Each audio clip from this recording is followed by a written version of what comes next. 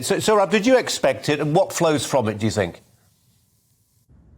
Well, I mean, I think if you're the richest man in the world, you can do a lot of things. Just like if you're J.K. Rowling, you can say things that ordinary mortals can't say, given the kind of progressive atmosphere of censorship.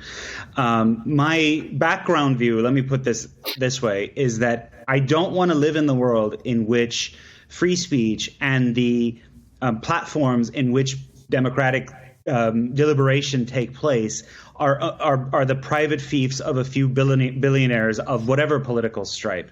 Ideally, I think that sort of is a symptom of a kind of hyper privatized world in which we're losing our public sphere to these privatized fiefdoms. That said, given the balance of ideologies and the way that one set of oligarchs, the ones who control much of social media, I'm excluding Elon Musk here, the way they've behaved in concert with, let's say, a professional class kind of progressives to silence speech has been extremely alarming. I mean, I was at the New York Post when the Hunter Biden laptop story was censored by both Twitter and Facebook.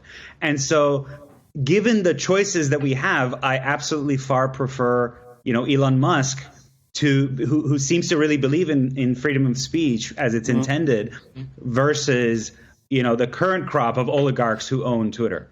Right. I wish there weren't an oligarchy, but as it is, there are better and worse oligarchs, is what I'm saying. Sam Dowler, there it is in a nutshell. Better the free speech absolutist in the form of Elon Musk than what we have to deal with otherwise. Well, I mean, ultimately, Elon Musk is a live wire. You know, he does a lot of things for press, and he does them just because he wants to, and because he's the world's richest man. He's eccentric, and we all know that.